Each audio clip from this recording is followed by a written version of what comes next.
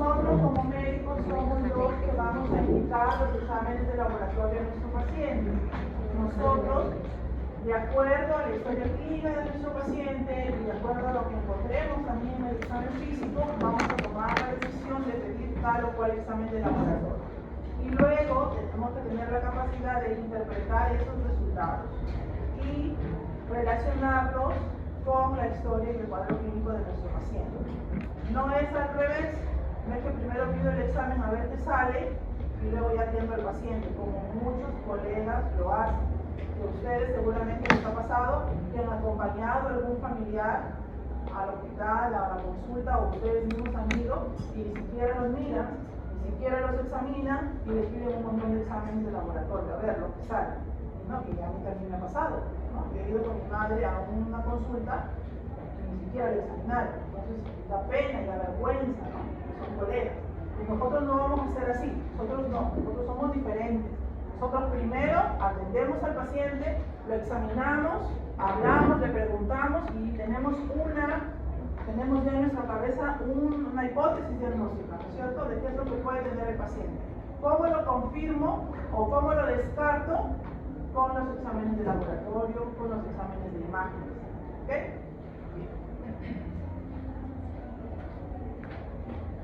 Entonces, hay que tener en cuenta que hoy en día felizmente tenemos a nuestra disposición una gran variedad de exámenes de laboratorio, que antes no teníamos. Antes, por ejemplo, para hacer una prueba especial, teníamos que enviar las pruebas de misma, ¿no? Y demorábamos los resultados en llegar, pero ahora no, ahora todo lo tenemos acá en su clave. Tenemos un montón de laboratorios particulares y tenemos un montón de pruebas que ya se hacen en los hospitales. Pruebas cada vez más sofisticadas, pruebas moleculares, pruebas de ADN, todo ya lo tenemos a nuestra disposición, pero tenemos que darle un uso racional. No vamos a hacer que el paciente pierda tanto dinero o que pierda tiempo, no por pedir exámenes que no tienen nada que ver con su cuadro. ¿Okay? Bien, nos va a servir para tomar decisiones, sí. Los exámenes de laboratorio sirven para tomar decisión, si le doy de alta al paciente o si lo hospitalizo, nos ayuda para tomar decisiones médicas, ¿okay? Pero no reemplaza a mi presunción diagnóstica, porque el examen también puede tener algún error, y no por el examen yo voy a dejar de sospechar lo que tiene mi paciente. No me voy a dejar dominar por ese resultado cuando mi sospecha es otra. Es al contrario, es mi ayuda diagnóstica, ¿ok?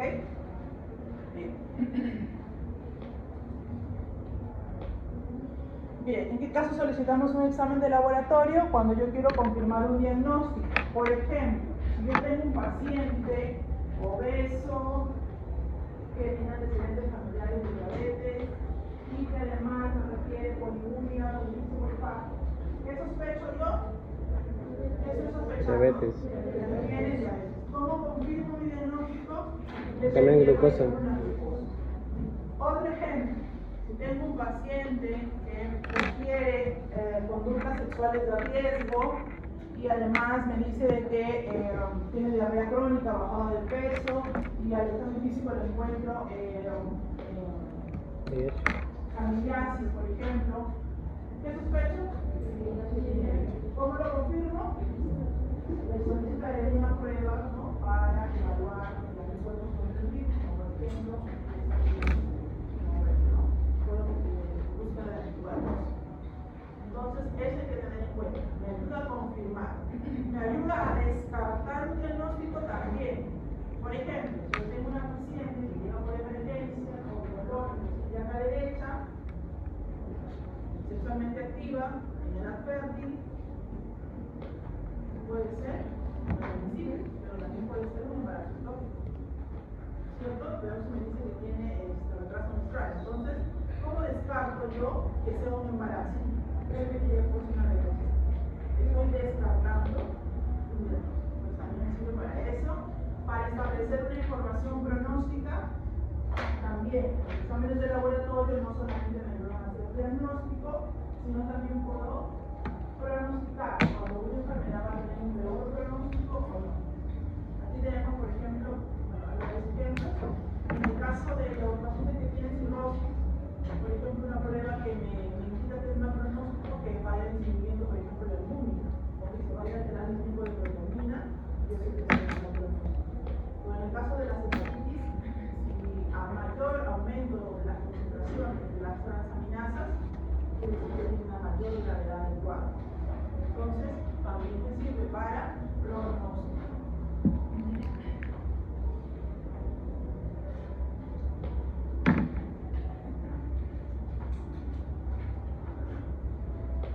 más? Solicito también para hacer un seguimiento a una respuesta terapéutica. Ejemplo, los pacientes con VIH que reciben un tratamiento antirretroviral de la masculinidad, a ellos les pedimos, por ejemplo, respuesta de linfocitos de 4 y de 8, prácticamente, también les pedimos una viral, también frecuentemente, para ver cómo están respondiendo al TAR, para ver si hay una buena adherencia o si están haciendo una resistencia al tratamiento. En este caso, los exámenes de laboratorio no están sirviendo para diagnóstico, sino para evaluar la respuesta al tratamiento. Y ahí el ejemplo que tenemos aquí es en el caso de los pacientes anticoagulados que usan warfarina, a ellos se les controla con el tiempo de protrombina. ¿Qué más? Me sirve también para detectar padecimientos en ausencia de sospecha clínica. Y es verdad, hay momentos en que vamos a pedir exámenes de laboratorio aunque el paciente no tenga ningún cuadro clínico. Son las llamadas pruebas de tamizaje. Por ejemplo, a los recién nacidos sanos, normales, se les pide una serie de pruebas para descartar enfermedades metabólicas, a pesar que es un recién nacido sano, para descartar. Son pruebas de tamizaje. A los varones de 40 años a más, aunque no tengan cuadro clínico, les pedimos un PSA para hacer un depistaje de cáncer de próstata, aunque no tenga cuadro clínico. Por ejemplo, cuando hacemos campañas de salud, hacemos pruebas, ¿no? Hacen pruebas gratuitas, pruebas gratis y pruebas rápidas para VIH, por ejemplo. El paciente está sano, pero es un descarte. Entonces también sirve para detectar padecimientos en personas aparentemente sanas, ¿ya? Y por último, también nos sirve para conocer el riesgo de un individuo o un grupo de individuos de padecer una enfermedad. Entonces me sirve también para valorar el riesgo. Un ejemplo, si yo detecto el antígeno HLA-B27 en un paciente, o sea, dentro de su HLA, de sus antígenos leucocitarios humanos, tiene el HLA-B27, tiene mayor riesgo de desarrollar espondilitis anquilosante, por ejemplo. Y así, estudiando el HLA, el sistema de HLA, podemos encontrar diferentes HLAs que están relacionados a tener un mayor riesgo, por ejemplo, de diabetes, por ejemplo, de enfermedades reumáticas, etc. ¿Ok?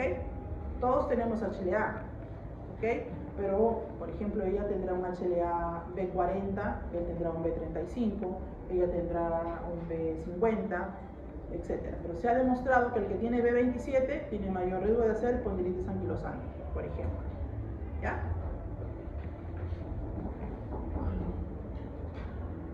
Bien. Ahora vamos a ver el flujo de trabajo en un laboratorio clínico. El flujo de trabajo en un laboratorio clínico lo vamos a dividir en 3 fases o en 3 etapas. Etapa preanalítica, etapa analítica y etapa postanalítica. Nosotros, como médicos, tenemos que conocer cómo se realiza este flujo de trabajo para poder supervisar al personal de laboratorio que está a cargo, que está procesando las muestras. Si no conocemos, ¿cómo lo supervisamos? Si bien nosotros como médicos de repente no vamos a tener la oportunidad de hacer procesos, de procesar las muestras, pero sí tenemos que conocer para poder supervisar al personal que está a nuestro cargo. Acuérdense que nosotros como médicos vamos a ser los que vamos a ser los jefes, los directores, vamos a representar estos servicios dentro de nuestra institución. Entonces tenemos la fase preanalítica. La fase preanalítica comienza desde que el médico le solicita la orden de laboratorio al paciente. Desde allí empieza la fase preanalítica, hasta que la muestra sea tomada y luego la muestra llega al sitio de procesamiento. El procesamiento en sí de la muestra ya corresponde a la fase analítica. Y luego la emisión de los resultados correspondería a la fase post-analítica. Vamos a hablar de cada una de estas fases. ¿Okay? La fase preanalítica es la fase que tiene la mayor cantidad de errores. ¿Okay? Errores se pueden cometer en esta fase preanalítica, son muchos. Imagínense, desde que ustedes hacen la orden de laboratorio para su paciente, ¿qué errores pueden cometer? Que la letra sea ilegible, que escriban el nombre de una persona, que se olvidaron de colocar el diagnóstico, o no colocaron la edad, o no colocaron el sexo, y de repente se llama Jesús, y de repente en el laboratorio piensan que es hombre, pero es mujer, porque ustedes no colocaron el sexo. Eso cambia porque los valores de referencia de normalidad son diferentes, o de repente la letra es tan ilegible que el laboratorista entendió un examen por otro y le hace el examen que no le estaban ustedes solicitando. Entonces es muy importante que ustedes den una orden bien hecha. Otra, que ustedes eduquen al paciente, que el paciente ya venga al laboratorio sabiendo en qué condiciones debe presentarse para la toma de muestra. Ustedes no le dijeron que tiene que ir en ayuno, pues el paciente va a tomar desayuno, ¿no? Le va a salir la glucosa altísima y van a pensar que es diabético y no lo es, ¿entiende? O si les piden un examen de orina y ustedes no le explicaron que tiene que hacerse una previa higiene, que debe eliminar el primer chorrito y que el segundo chorrito es el que debe llevar al laboratorio, el paciente va a llevar un botellón y va a estar contaminado. Pues todo depende de nosotros, de cómo eduquemos al paciente. El paciente tiene que ir ya bien aconsejado de cómo debe ir. Entonces, una de ellas es la orden de laboratorio. Otra es de que yo tengo que saber, conocer e informar al laboratorio, por ejemplo, si el paciente está tomando algún medicamento que puede interferir con los resultados. ¿Okay? Y que ustedes también lo sepan para que en el momento de interpretar los resultados puedan saber a qué se debió tal o cual cantidad que estamos encontrando. ¿Okay? Es muy importante, bueno, no tienen que aprenderse los valores de referencia de normalidad porque en cada resultado ya vienen sus valores de referencia. Les voy a pedir que se aprendan nada más los exámenes más frecuentes, los que manejamos más frecuentemente, y yo les voy a decir lo que tienen que aprenderse para el examen. Pero el resto no se preocupen porque eso ya lo van a tener, ¿no? Ya cuando sean médicos, eso lo va a tener. Y si el laboratorio no les está dando esa información, ustedes tienen que pedirla. ¿Por qué? Porque los valores de referencia de normalidad para un laboratorio no son iguales que para otro. ¿Por qué? Porque están utilizando de repente otro método, otro equipo automatizado, están tomando como rango de referencia a otra población, etc. Se tiene que solicitar. ¿Okay? Entonces aquí tenemos los errores que se pueden cometer en la fase preanalítica, en la fase analítica y en la fase posanalítica. Miren, en la fase preanalítica, una orden errada, ¿no? Una orden de laboratorio incorrecta. Puede ser también de que le esté solicitando el examen que no es el correcto, la mala identificación del paciente. Como ya les dije, a veces llegan pacientes y en el mismo día hay pacientes que son homónimos o son hermanos. Y si ustedes no colocaron algo más para poder diferenciarlos, va a haber un error, una confusión. Siempre colocar los dos nombres, si tiene dos nombres, los dos nombres, los apellidos completos, la edad, el sexo, y también si tiene historia clínica, número de seguro, escribirlo. ¿Okay? Hoy en día es mucho más fácil porque generalmente las órdenes de laboratorio se copian, se suben al sistema y se imprimen, ¿no? Ya nos ahorramos el tema de la letra fea, ya no. Pero igual, tienen que consignar todos los datos. Otro error que se puede cometer es una mala técnica en la toma de muestra. Eso también está dentro de la fase preanalítica. Otro error es de que de repente el contenedor para obtener la muestra fue el equivocado. O sea, si yo tomo una muestra, por ejemplo, que yo necesito utilizar un contenedor con anticoagulante y lo tomo en un tubo seco que no tiene anticoagulante, pues también el resultado va a ser erróneo. ¿Ok? O que hay un error en el transporte de la muestra. También. Luego en la fase analítica, que es ya el procesamiento en sí de la muestra, el error es bajo, entre 7 a 13%, porque como les había mencionado, ahora todo se procesa, la gran mayoría de los exámenes se procesa de manera automatizada. Entonces podemos atender a más pacientes en un menor tiempo y con un menor error que cuando se hacía todo de manera manual. ¿Ya? Entonces eso ya está un poco bajo.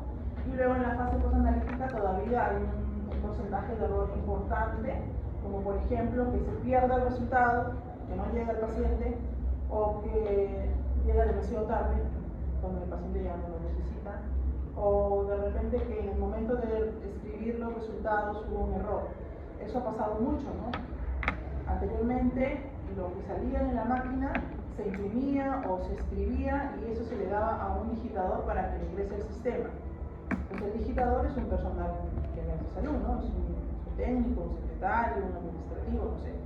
Entonces, ¿qué pasaba? que en el momento de escribir los resultados se comía un cero o le aumentaba un cero de más, entonces la coma o el punto la movía, entonces cuando llegaba los resultados al médico pues era otro, ¿no? O sea, una leucocitosis o una leucopenia, por error en la coma o porque se olvidó un cero, etc. Entonces eso también se ha visto de que hoy en día lo que se está haciendo es de que los resultados pasen de frente al sistema, desde el equipo donde se está operando, pasen de frente al sistema, que se valide, ¿no? Que sea validado para que pase de frente al sistema de gestión donde el médico lo pueda ver. Y nos ahorramos el tema del error en la digitación. Eso es lo que se hace al menos en el salud, que es lo que se hace en el salud. O bueno, que tenga una incorrecta interpretación.